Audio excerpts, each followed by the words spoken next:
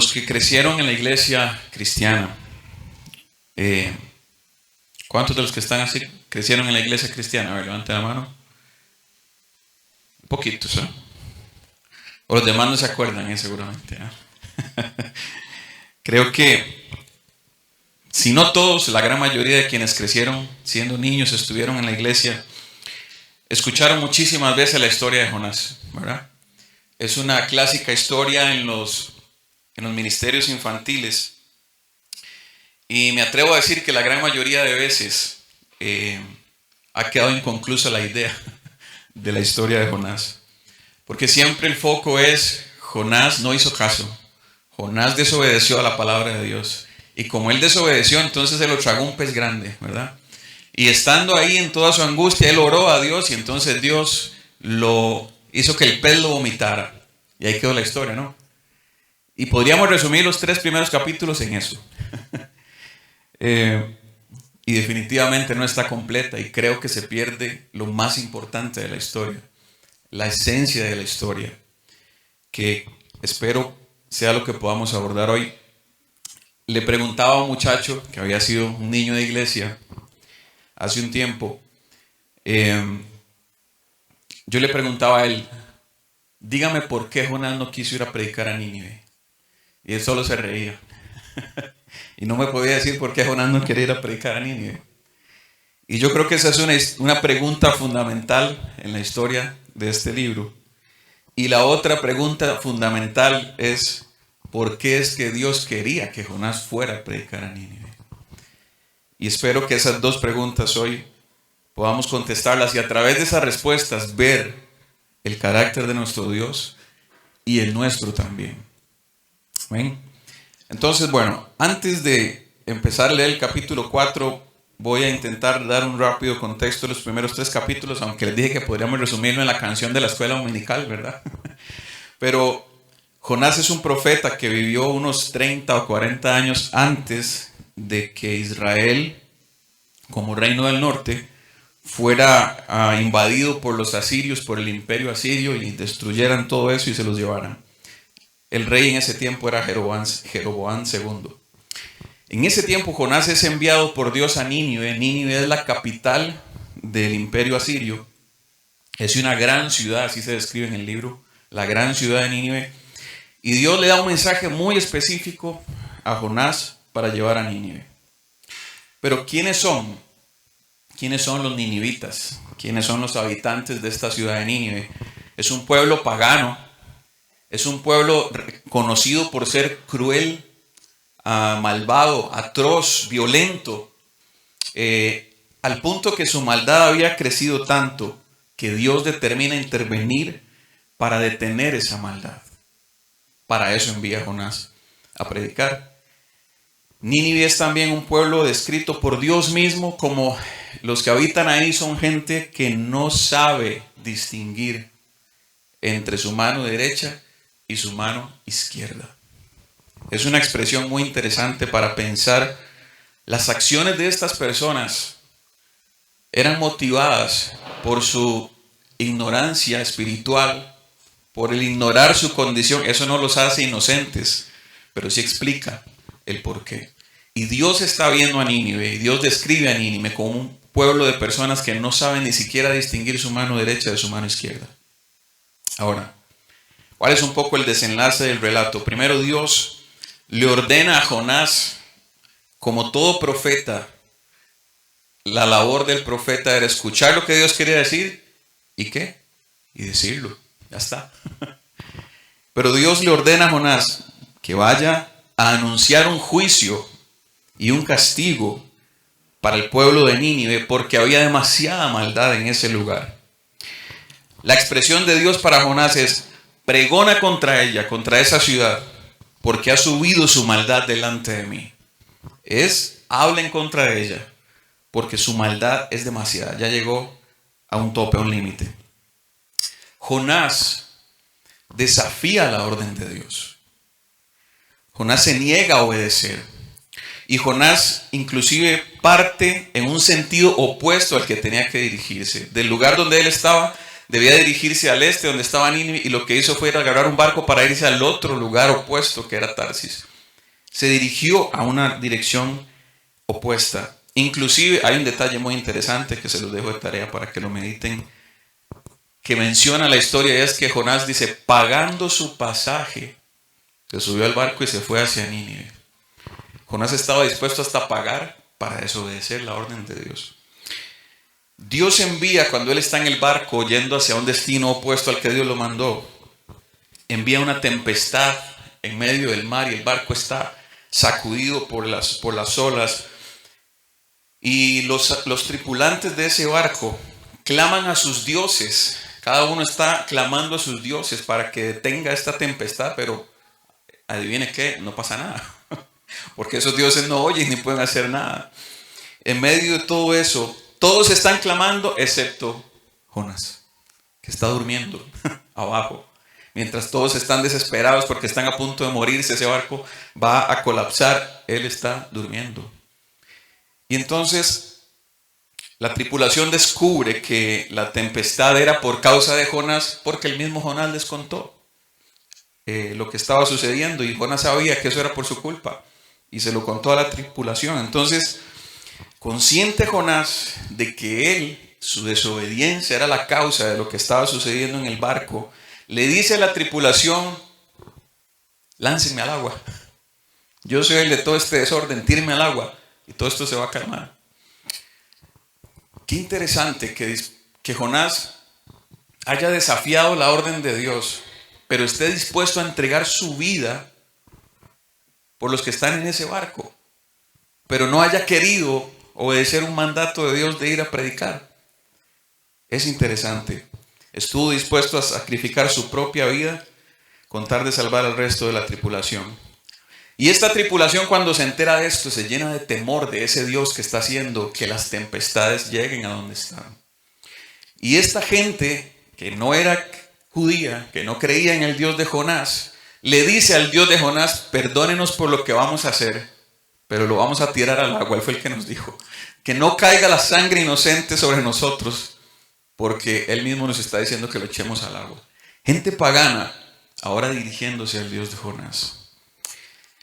Es decir, aún en la desobediencia de Jonás, Dios se glorificó, porque esta tripulación terminó creyendo en este Dios de los judíos, al ver el poder y el dominio que este Dios tenía incluso sobre la naturaleza.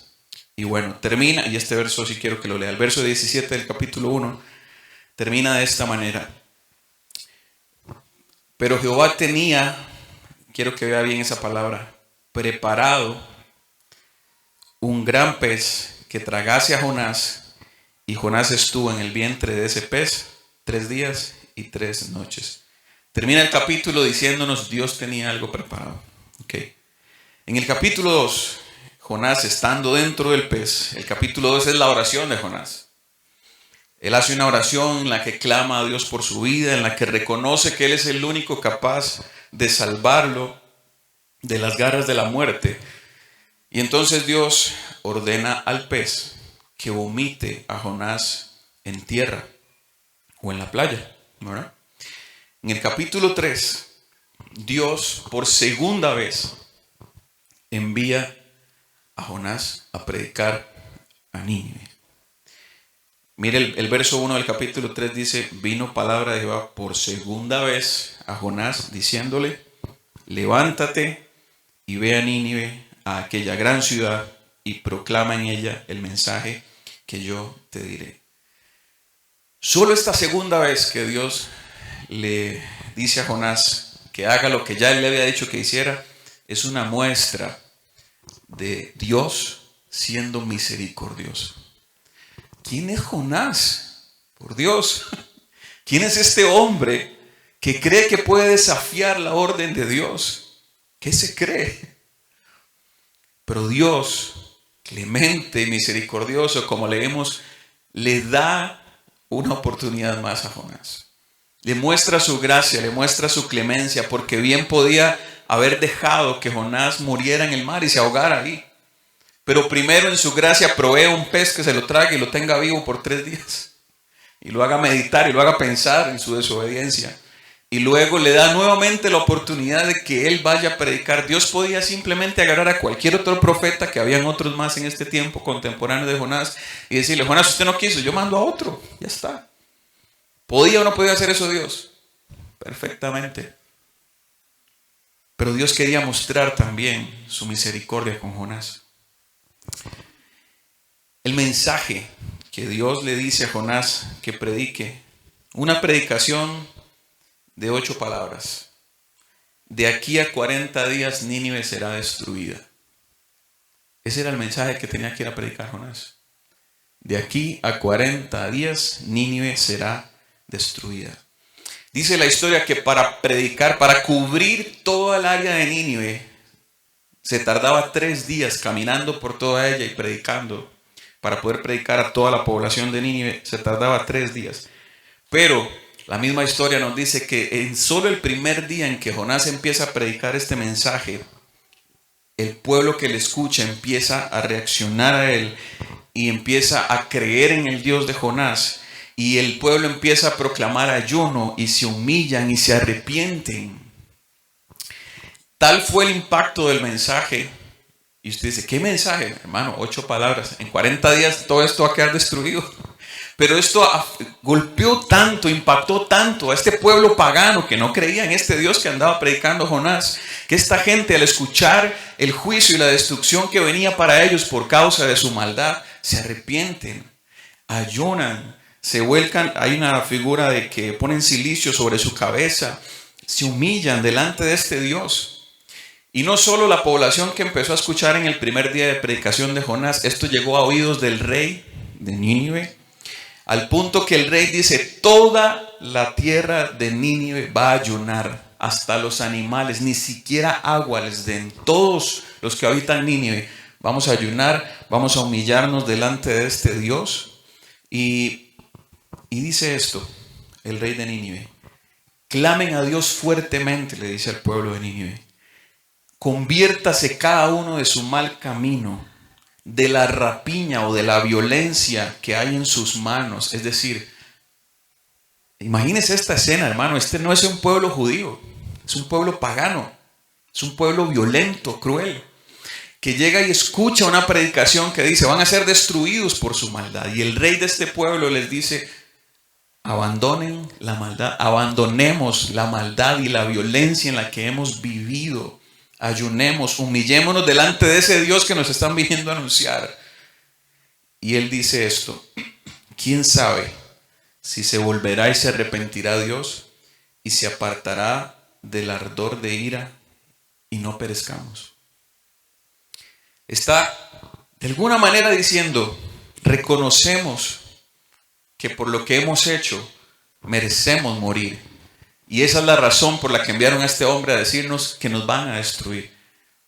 Pero humillémonos, apartémonos de nuestra maldad. Puede ser que ese Dios que dijo que nos va a destruir por nuestra maldad, puede ser que se arrepienta del mal que nos va a hacer y no muramos. Mire qué interesante. Entonces termina el capítulo 3 diciéndonos que cuando Dios ve la actitud del pueblo de Nínive, no judío, pagano, Dios se arrepiente del mal que iba a hacer y no destruye a Nínive. Así termina el capítulo 3. Lea conmigo el verso 10. Dice: Dios vio lo que hicieron, Dios vio que se convirtieron de su mal camino y se arrepintió del mal que había dicho que les haría y no lo hizo. Muy bien, ahora sí, leamos el capítulo 4. Voy a leer en la Nueva Biblia de las Américas, que sé que es una versión que muchos de ustedes tienen, y hay algunas referencias que voy a hacer a la Reina Valera por una palabra específica que ahora verán. Dice el verso 1: esto de que Dios llevó al pueblo de Nínive a arrepentirse, dice el verso 1, esto desagradó a Jonás en gran manera. Y no solo no le agradó, sino que dice, se enojó. Y oró al Señor. Ah, Señor, ¿no era esto lo que yo decía cuando aún estaba en mi tierra? Por eso me anticipé a huir hacia Tarsis, porque yo sabía que tú eres un Dios clemente y compasivo, lento para la ira, rico en misericordia, y que te arrepientes del mal anunciado. Y ahora, oh Señor, te ruego que me quites la vida, porque mejor me es la muerte que la vida. Verso 4. El Señor le dijo: ¿tienes acaso razón para enojarte? Entonces salió Jonás de la ciudad y se sentó al oriente de la misma. Allí se hizo un cobertizo y se sentó bajo la sombra de él hasta ver qué sucedería en la ciudad. El Señor Dios dispuso que una planta creciera sobre Jonás. Esta palabra, préstele atención, dispuso. En la Reina Valera dice preparó. Va a encontrar 3 veces la palabra dispuso y la otra dice preparó, que es la misma palabra con la que terminó el capítulo 1 diciendo Dios preparó un gran pez. Y aquí dice Dios preparó, dispuso que una planta creciera sobre Jonás, verso 6, para que hiciera sombra sobre su cabeza y lo librara de su incomodidad. Y Jonás se alegró grandemente por la planta. Pero al rayar el alba del día siguiente, Dios dispuso nuevamente, preparó, que un gusano atacara la planta y esa planta se secó. Sucedió que al salir el sol, ¿qué hizo otra vez Dios? Dispuso, preparó un sofocante viento del este y el sol hirió la cabeza de Jonás, así que él desfallecía y con toda su alma deseaba morir y decía: mejor me es la muerte que la vida. Entonces Dios le preguntó a Jonás: ¿tienes acaso razón para enojarte por causa de la planta? Es una pregunta casi idéntica a la que le hizo anteriormente. ¿Tienes acaso razón para enojarte? Ahora le pregunta: ¿tienes acaso razón para enojarte por causa de la planta? Dice Jonás: tengo mucha razón para enojarme hasta la muerte. Muchacho más insolente. Verso 10. Entonces el Señor le dijo: tú te apiadaste de la planta por la que no trabajaste, ni hiciste crecer, que nació en una noche y en una noche pereció. ¿Y no he de apiadarme yo de Nínive, la gran ciudad en la que hay más de 120,000 personas que no saben distinguir entre su derecha y su izquierda, y también muchos animales? Y termina la historia. Uno queda como con ganas de que siga, ¿no? Pero creo que esto también tiene una razón para terminar ahí. Jonás se enoja en extremo. En extremo. ¿Por qué se enoja?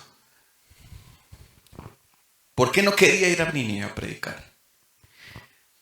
Se enoja porque Dios le muestra a quienes Jonás considera que no son dignos, y tiene razón, pero Dios le muestra a ellos la misma compasión, la misma piedad, la misma clemencia y la misma misericordia que le mostró a él unos días antes, para no destruirlo por insolente, por rebelde, por desafiar la orden de Dios. La misma compasión que le mostró a él, Dios se la está mostrando al pueblo de Nínive al enviar a Jonás a predicarles. No solo se enoja terriblemente, ora para quejarse por la molestia que siente. Dice, y oró, dice el verso 2, ¿no? Oró a Dios: quítame la vida, máteme. Puede ser esto que usted acaba de hacer, Dios. Me tiene eso indignado, mejor máteme, prefiero morirme. Wow. Es tanto su enojo que le pide a Dios que le quite la vida. Y veamos la pregunta que Dios hace a Jonás: ¿haces bien en enojarte? ¿Acaso tienes razón para enojarte? El verso 5, léalo conmigo. Jonás salió de la ciudad, se fue hacia el este, hacia el oriente, y se sentó ahí, debajo de una sombra, Y esa expresión es interesante para ver qué iba a pasar en la ciudad. De alguna manera ese verso sugiere que Jonás todavía tenía ciertas expectativas de que sí, Dios iba a desaparecer a Nínive. Si no, ¿para qué se fue a sentar a ver qué iba a pasar en la ciudad? ¿Ah? Porque la orden era, Nínive, vaya, dígales que en 40 días esto va a ser destruido. Había como un deseo, como un hambre, como una sed de que Dios ejecutara una sentencia hacia ese pueblo pagano. Tanto era el deseo que cuando Dios hace lo opuesto y se arrepiente del mal, Él se enoja y se quiere morir. Máteme, prefiero estar muerto. Wow. Pero Dios, mostrando toda su clemencia hacia Jonás, le preparó, como vimos en 3 veces esa palabra en el capítulo 4, le preparó una lección a Jonás para mostrarle lo absurda e irracional que estaba haciendo su molestia. Y creo que muy posiblemente para dejarnos a nosotros hoy en día una lección también a través de esto. ¿Qué hace Dios? Un sol y un calor abrasador en ese lugar hacen que cualquiera se desmaye. Pero Dios le da comodidad a Jonás. Leyó la palabra que decía que le dio una sombra para cubrir su incomodidad, ¿verdad? O sea, en medio de toda su rebeldía, Dios todavía le dice, voy a ponerlo comodito aquí. Voy a darle sombra en medio de este sol abrasador. Lo voy a tener bien, lo voy a cuidar. Dios le brinda comodidad, le brinda sombra al profeta en medio de ese clima terrible, a través de una planta que Dios mandó que creciera en el lugar donde Jonás estaba para darle sombra, para darle comodidad. Y Dios mismo, como parte de su lección, se encarga de enviar un gusano que destruyera e hiciera que se secara esa planta. Y eso le causó una gran molestia a Jonás también. Imagínense a este hombre que sale de la ciudad, ¿verdad? Zapateando, chichoso, y Dios, ¿qué hace esto? Yo sabía que iba a hacer esto. Y se va enojado y se sienta allá afuera de la ciudad. Y ahí está, enojado, amargado, quejándose. Se sienta bajo una sombra. Dios hace que crezca y él, qué bonito, qué fresco está esto. Ya como que se va relajando. Pero esa misma sombra desaparece y otra vez la queja. Y, me quiero morir. ¿Cómo es posible que se me haya quitado esta sombra de aquí? Yo especulo que Jonás estaba mostrando el fruto de un corazón que está en amargura, que está con resentimiento. ¿Cómo es? Todo le molesta. Cuando usted y yo tenemos una situación así, donde estamos en esa amargura, donde estamos en ese descontento, todo nos molesta, todo nos incomoda. Nos dicen, molesta. Tranquilo, ¿qué le pasó? ¿Verdad? Yo creo que así estaba Jonás. Y el simple hecho de que desapareciera esa planta que creció para darle sombra, lo molesta, lo enoja, lo irrita, reacciona con enojo, con ira. Cuando desaparece esa planta, nuevamente Dios le pregunta, después de que le quita la sombra, le di comodidad, ahora le quito la comodidad, le voy a dar una lección a este hombre. ¿Tienes acaso razón para enojarte? Y añade esto, por causa de la planta, la que yo te di, la que yo hice crecer para darte sombra y yo mismo decidí quitártela. ¿Realmente se justifica que te enojes por eso? Esta es la lección de Dios para Jonás. Si tú sientes compasión por una planta que tú no creaste, una planta a la que no tuviste que darle sol ni agua para crecer, una planta que tú no cuidaste, una planta que tú no hiciste crecer, ¿cómo yo, el creador de estas más de 120,000 personas que viven en esta ciudad, no tendré compasión de ellas? Porque esta gente ignora su condición espiritual, ni siquiera saben distinguir su mano izquierda de su mano derecha. Y además hay animales también. Qué interesante que añada lo de los animales, ¿no? Pero la lección de Dios es para Jonás, ¿usted quién es?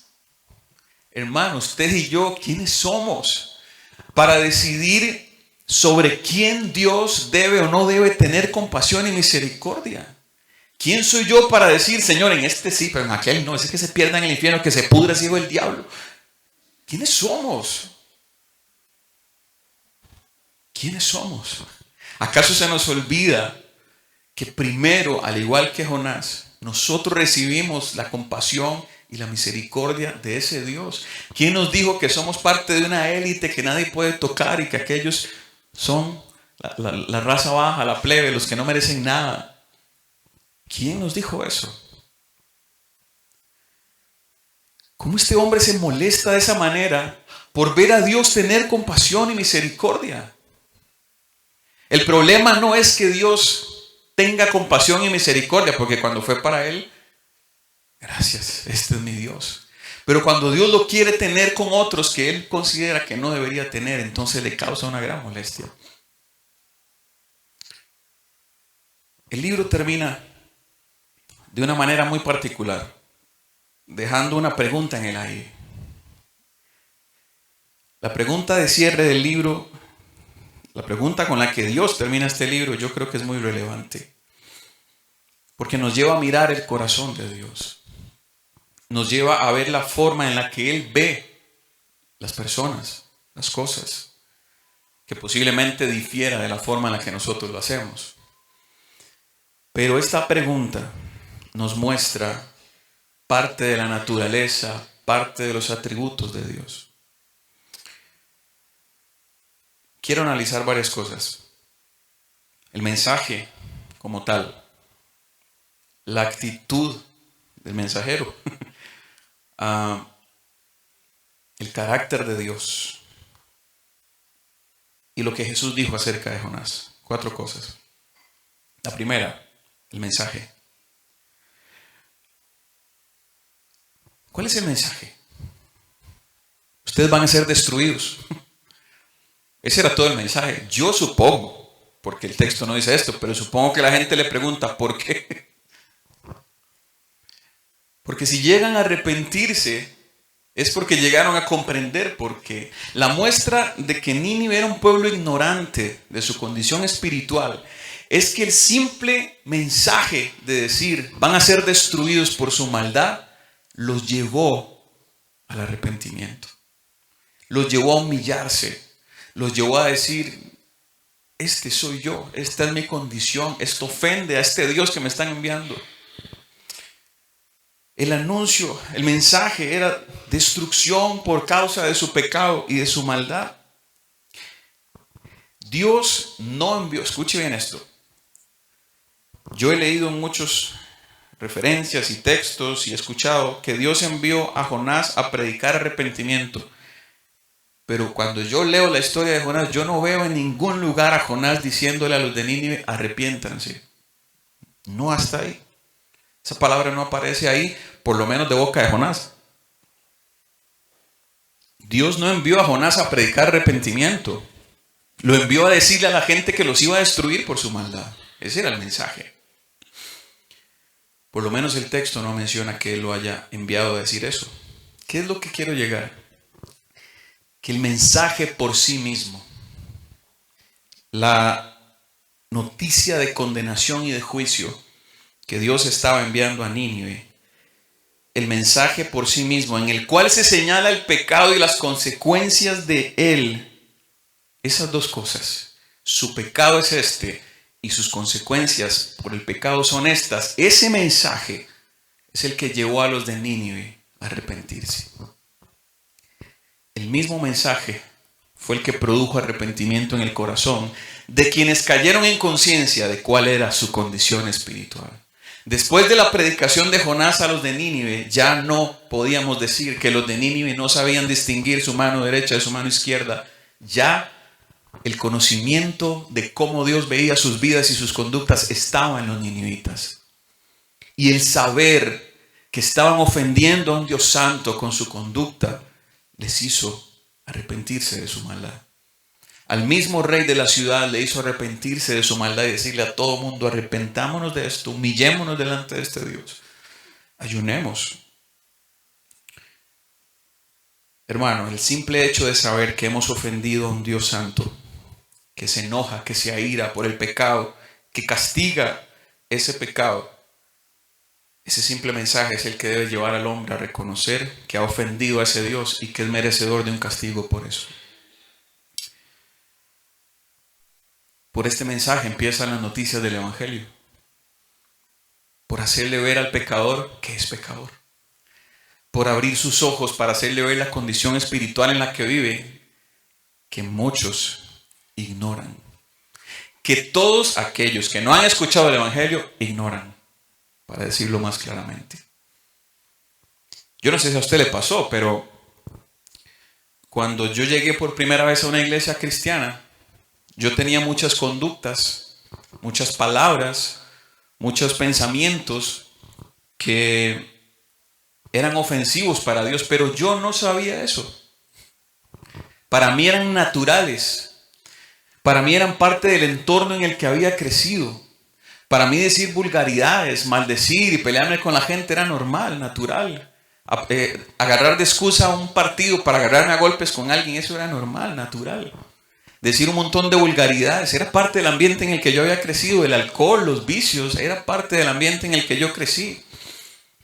A lo que no le encontraba nada de extraño, hasta que empiezo a leer la Biblia.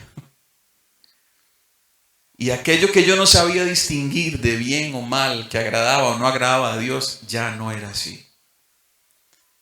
Pero la palabra del Señor es la que abre nuestros ojos para poder distinguir lo bueno y lo malo. ¿A qué quiero llegar con esto? Hay mucha gente que no sabe distinguir en su vida lo bueno y lo malo, que no sabe distinguir, que no sabe todavía que sus acciones, su corazón y sus pensamientos son ofensivos para Dios y que eso le acarreará un juicio y un castigo si no se arrepiente. Ahí empieza el mensaje del Evangelio. Por alumbrar una mente en oscuridad, por aclarar aquello que el pecador no sabe si no se le dice, si no se le hace ver. Termino este punto diciendo, dejemos que la palabra de Dios le diga al pecador lo que ella le quiere decir, no lo que yo quisiera decirle. Dejemos que la palabra de Dios hable por sí misma. Nosotros solamente somos o debemos ser una voz que la proclame, que la anuncie, que la divulgue. Hablemos del mensajero. Ya hablamos bastante, ¿no? Buscando librarse de su responsabilidad, porque eso es lo que le tocaba a un profeta, hablar en nombre de Dios. Él no quería hacerlo. Desobediente a la orden de Dios. Airado, enojado, indignado, hasta querer morir. Cuestionando y lamentando el proceder de Dios para un pueblo pagano. Y de alguna manera, posiblemente se debía a que esto manchaba su reputación de profeta. ¿Por qué? Porque él va a decir, Dios los va a destruir, y luego Dios no lo hace. ¿Ahora qué va a decir la gente de mí? Yo dije que los iba a destruir y no los destruyó. Era más importante su reputación que la vida de 120,000 personas que iban a morirse sin Dios. Pero hermanos, Jonás no es el único personaje en la Biblia que muestra resistencia para cumplir la voluntad de Dios cuando Dios les da un mandato, una encomienda. Moisés también lo hizo. Jeremías también lo hizo. Pero la diferencia entre ellos y Jonás es que la razón de Jonás era distinta. Era una razón reprochable. Jeremías, Moisés pusieron excusas delante de Dios por razones de me siento incompetente para esto, tengo miedo de hacer esto, no puedo, ¿quién soy yo? Que hasta cierto punto son muy válidas.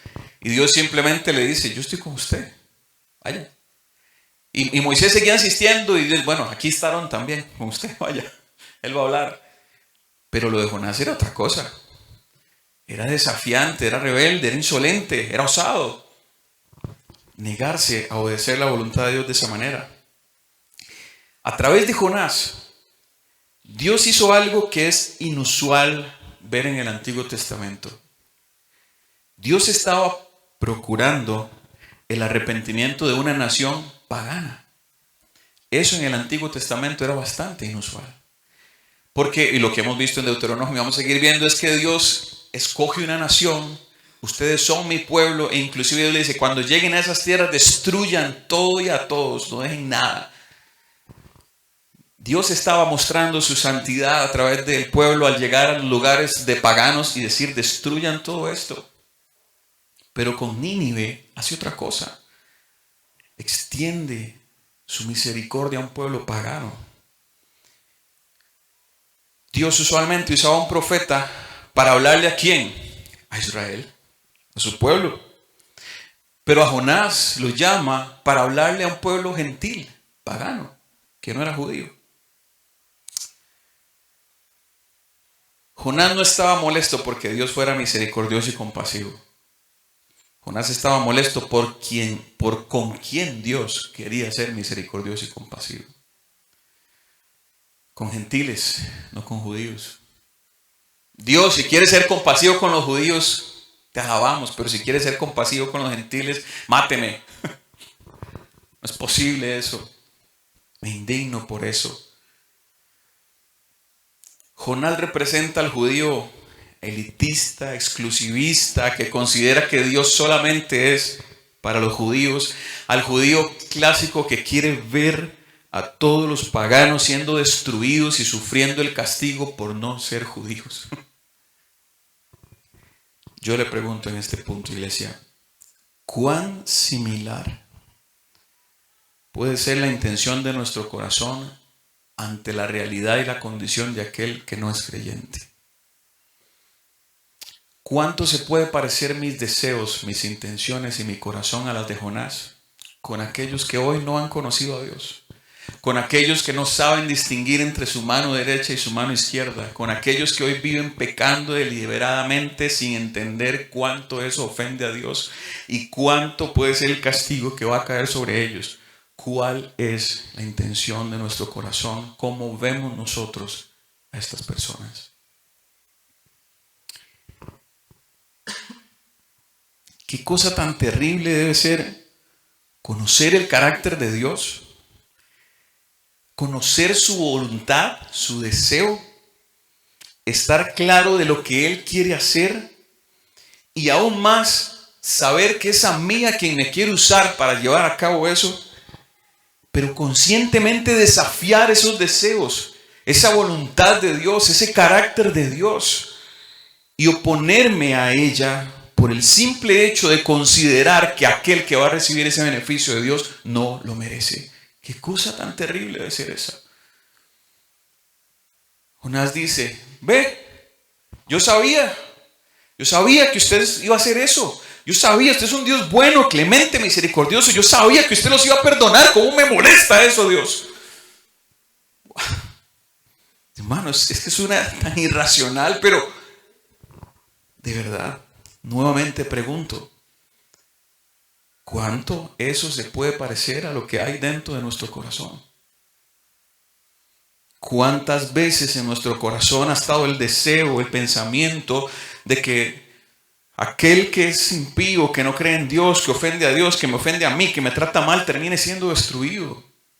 Ojalá que venga el juicio de Dios sobre ese hijo del diablo. Y así con un sabor a veces, hijo del diablo ese. ¿Qué hay en nuestro corazón por el perdido? ¿Qué manifestamos por ellos? Qué terrible es saber en el caso de Jonás que Dios mismo quería usarlo para mostrar su bondad, su compasión, su clemencia y que él no estuviese dispuesto a hacerlo. Vamos al libro de Éxodo, al capítulo 34 de Éxodo.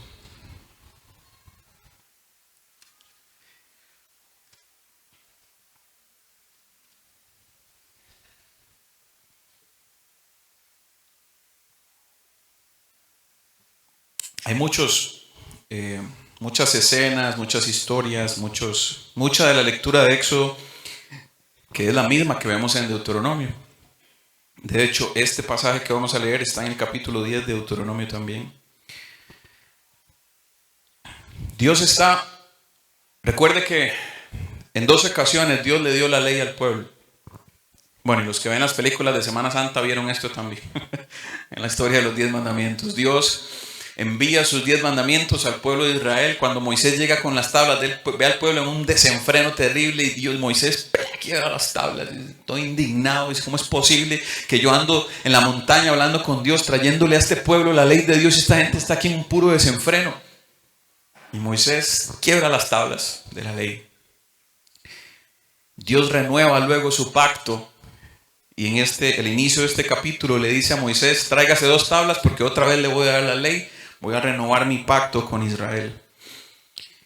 Y llega el verso 5 y dice, y Moisés sube al monte, y dice el verso 5 que el Señor descendió en la nube y estuvo allí con él, con Moisés, proclamando el nombre de Jehová.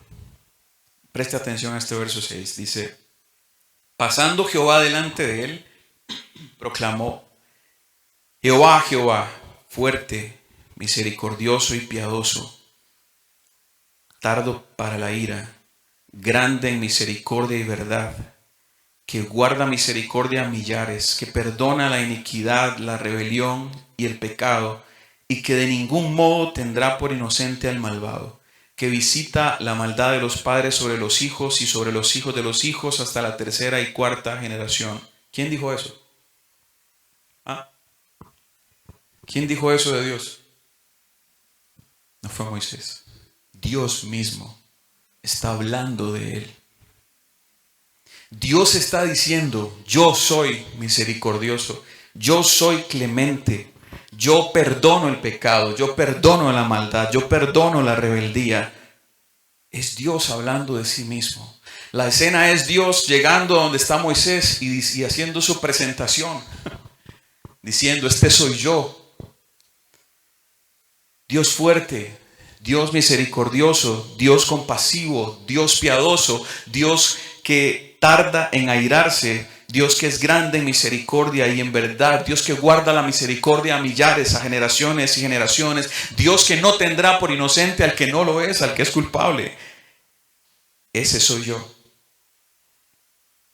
Dice el verso 8, que cuando Dios dice eso, entonces Moisés, ahora sí, entra en escena Moisés, baja su cabeza, se postra y adora. Imagínense a Dios entrando, su presencia, su esencia, presentándose de esa manera, su santidad. Y Moisés se postra, se arrodilla, se tira al suelo y adora. Y dijo, ahora sí va a hablar Moisés, Señor, si he hallado gracia en tus ojos, vaya ahora el Señor en medio de nosotros, porque es un pueblo de dura cerviz, terco, un pueblo terco, testarudo. Y perdona, Señor, nuestra maldad, perdona nuestro pecado y tómanos por heredad. ¿Qué escena, hermano? ¿Qué escena? ¿Qué presentación la de Dios? Está desplegando su carácter compasivo, clemente, misericordioso, que leímos en el Salmo al inicio y que está en muchos salmos. Pero una cosa es decir, Dios es compasivo, clemente, misericordioso. Pero otra es que Él diga de sí mismo, yo soy esto. Yo soy un Dios lento para la ira. Yo soy un Dios grande en misericordia. Yo soy un Dios compasivo, clemente, misericordioso. Un Dios que perdona. Un Dios que pasa por alto la maldad del pecado. No haré inocente a quien no lo sea, pero yo soy un Dios que perdona. Y como Dios dice eso de sí, entonces Moisés le dice, Señor, si he hallado gracia delante de ti, ven y toma este pueblo terco, testarudo, que no te obedece, que no te hace caso, y perdónalo. Perdona nuestra maldad, perdona nuestro pecado, haznos tu pueblo, tómanos como heredad. Dios está renovando el pacto con Israel. Dios está mostrando su piedad y su clemencia porque aquel pueblo que fue liberado de la esclavitud terminó en un desenfreno terrible. Y Dios renueva su pacto con la generación que sigue, les da nuevamente su ley. Y ante la imposibilidad de Israel de ser fiel al pacto de Dios, Dios, en su fidelidad, quien sí es fiel hacia su pueblo, renueva su pacto con ellos. Dios muestra, al presentarse de esta manera, algunos de sus rasgos más hermosos y admirables. Compasión, misericordia. Un Dios, a través de la historia de Jonás, nos muestra un Dios que no hace acepción de personas. Un Dios que no distingue entre razas. Un Dios que no solo era para judíos, sino también para gentiles, para el que no era judío. Un Dios, escúcheme bien, dispuesto a perdonar a cualquiera que muestra una actitud de arrepentimiento por haber pecado contra él. Dios no solo propició el arrepentimiento de los ninivitas, también propició el de Jonás. Dios piensa tanto en el impío como en aquel que ya es su hijo, para llevarlo a través de su compasión y misericordia a mostrar arrepentimiento. Si quisiéramos ir más allá, podríamos ir a la carta de Timoteo, donde Pablo le dice a Timoteo: Dios desea que todos los hombres vengan al arrepentimiento. Eso muestra el carácter compasivo de Dios. No significa que todos van a arrepentirse, significa que es el deseo de Dios, que todos se arrepientan. Hago esta pregunta: ¿con qué ojos, con qué corazón estaba Dios viendo a los habitantes de Nínive?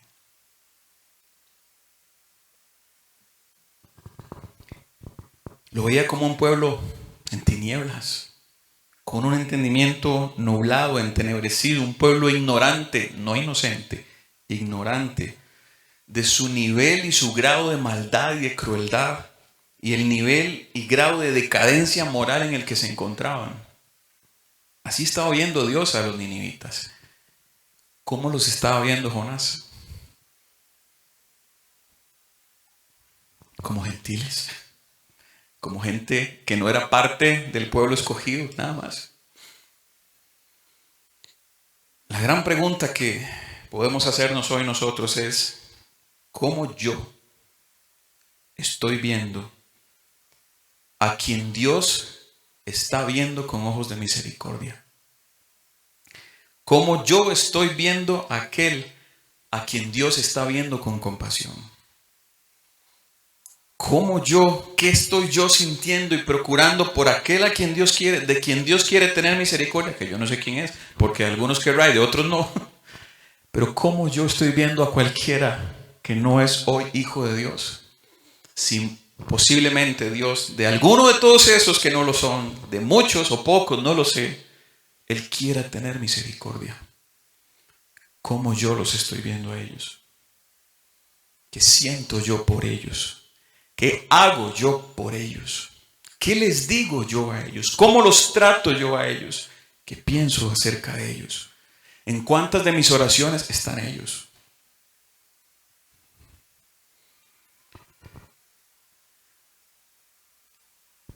La mayoría de los que se encuentran perdidos, la realidad es que no saben que lo están. No son conscientes de eso.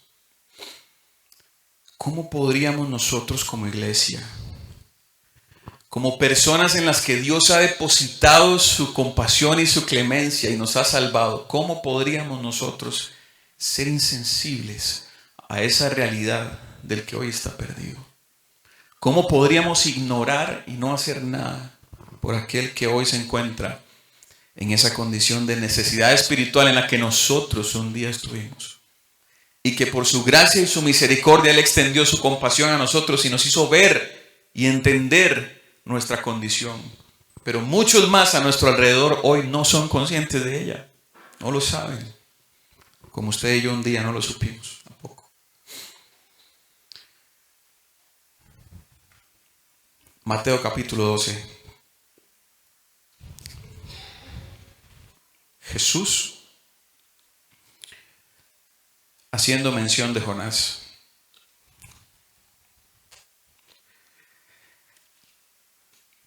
Después de Jesús sanar a un hombre de su mano en día de reposo, el escritor del Evangelio, Mateo, hace una referencia a una profecía del libro de Isaías que dice que Jesús anunciará juicio a los gentiles. Escucha esta palabra porque va a repetirse mucho aquí, juicio. Anunciará juicio a los gentiles, pero esa misma profecía también dice que en su nombre esperarán los gentiles. Luego de que Jesús sana a este hombre y Mateo hace la referencia a esta profecía, le traen a Jesús a un hombre endemoniado, ciego, mudo, al que Jesús también sana. Y cuando él hace esto, surge esta pregunta entre la multitud: ¿será este aquel hijo de David? Al ver la multitud a Jesús haciendo milagros, la gente se pregunta: ¿será este el que estamos esperando? ¿Será este el Mesías del que tantos años hemos esperado, del que tanto nos han hablado, del que tanto leemos en las profecías? ¿Será este? Inmediatamente los fariseos interrumpen la deducción de la gente, del pueblo, y acusan a Jesús de echar fuera demonios en nombre del príncipe de los demonios. Cuando los fariseos acusan a Jesús de esto, y mira que la gente está viendo los milagros de Jesús, los judíos están viendo a Jesús actuar, hacer milagros, sanar, día de reposo y un montón de sanidades que hacía, sus palabras, la gente impactada por la forma en la que él predicaba. Y la gente empieza a deducir lo que tenían que deducir. Este era el Mesías, este era el que estábamos esperando. Pero la raza, la secta religiosa de los fariseos quería interrumpir esas deducciones y dicen: este lo que hace es echar demonios en nombre del príncipe de los demonios. Cuando hacen esta acusación, Jesús les pregunta: si yo expulso demonios por el príncipe de los demonios, ¿por quién los expulsan sus hijos? ¿En nombre de quién lo hacen? Y Jesús les dice: ellos, sus hijos, ellos serán sus jueces. Juicio otra vez. Sus hijos serán sus jueces. Y Jesús da esta sentencia y dice: de toda palabra que salga de su boca, y antes había dicho del corazón, de la abundancia del corazón habla la boca. Entonces, de toda palabra que salga de su boca, como un fruto de lo que hay en su corazón, los hombres darán cuenta a Dios en el día del juicio. Otra vez, para ser condenados o justificados por lo que hay en su corazón. Entonces, viene el verso 35, 38, que es donde vamos a leer. Y los fariseos le piden una señal a Jesús. Como siempre, ya viendo que no tenían qué decir, por dónde salir, su escapatoria: denos una señal. Y entonces Jesús es aquí donde les dice, verso 38, 39, Jesús les dice: la generación mala y adúltera demanda señal, pero señal no les será dada. La única señal que tendrán es la del profeta Jonás. Porque como estuvo Jonás en el vientre del gran pez 3 días y 3 noches, así estará el Hijo del Hombre en el corazón de la tierra 3 días y 3 noches. Ojo este verso 41. Los hombres de Nínive se levantarán ¿en qué? Juicio con esta generación y la condenarán, porque los de Nínive se arrepintieron a la predicación de Jonás, y he aquí hay alguien mayor que Jonás en este lugar. Jesús hace alusión al libro de Jonás para hacer una comparación y decir: así como Jonás estuvo 3 días metido en el pez, así yo voy a estar 3 días venciendo la muerte en el Hades. Entre 3 días y 3 noches en el vientre del pez estaba Jonás, yo estaré en el Hades venciendo la muerte.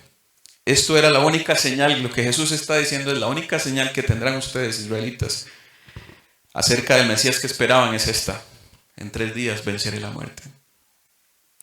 Añadió que Nínive se arrepintió ante el mensaje que Dios envió a través de Jonás.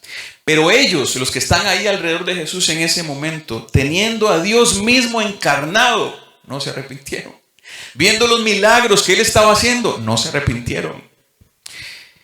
Y por ello serían condenados. Jesús está diciendo, a aquellos hombres les bastó escuchar su maldad, su pecado y la destrucción que vería sobre ellos. Ustedes están viéndome hacer milagros, ustedes me tienen en medio de ustedes. Aquellos de Nínive, a ustedes los van a condenar. A ellos solo les bastó escuchar su pecado para arrepentirse, pero ustedes ni siquiera viendo milagros se arrepienten.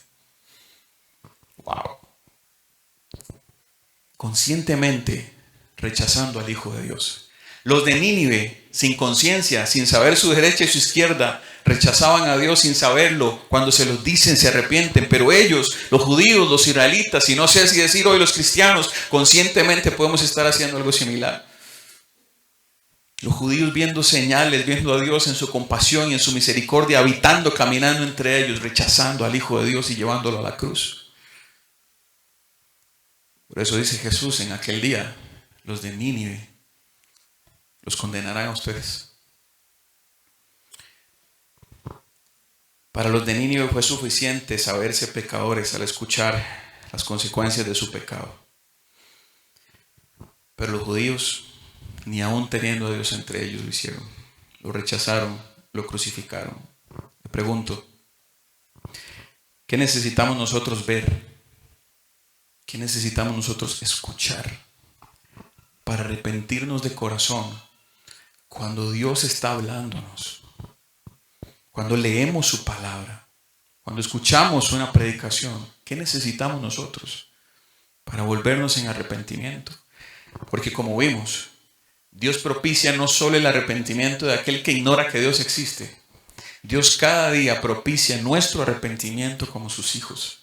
Pero ¿cuántas veces escuchamos su voz? ¿Cuántas veces leemos sus palabras y nuestro corazón no responde en arrepentimiento? Es tan duro nuestro corazón que no nos permite ver nuestro pecado. Es tan terco, tan duro, somos tan duros de cerviz como el pueblo de Israel, que aún viendo, escuchando las palabras de Dios, que aún Dios hablando a nuestro corazón, no genera en nosotros arrepentimiento. Es tan duro nuestro corazón. Puede ser tan duro que por eso es que lo que andamos buscando es el pecado del otro, porque no logro ver el mío. No porque no lo tenga, porque no lo veo nada más. Pero constantemente, cada vez que vamos a la Biblia, cada vez que escuchamos a un predicador hablar, Dios es a nosotros, a quien nos quiere hacer ver nuestro pecado. No es para que yo lo ande buscando en el otro, es para que lo busque dentro de mí. Porque esa es precisamente la actitud de los fariseos. Andar buscando el pecado del otro, pero nunca ver el suyo propio. Nunca ver lo que está mal aquí, sino andar viendo quién, allá, ese, aquel, el otro. Lucas capítulo 6, termino aquí.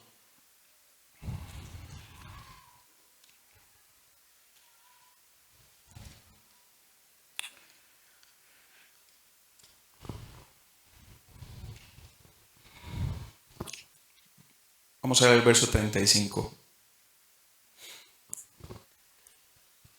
Dice Jesús: amen a sus enemigos y háganles el bien. Presten, no esperen nada de ello. Su galardón entonces será grande y serán hijos del Altísimo, porque Él, el Altísimo, su Dios, Él es benigno, Él es bueno. ¿Con quién? Con los ingratos, con los malos. Verso 36.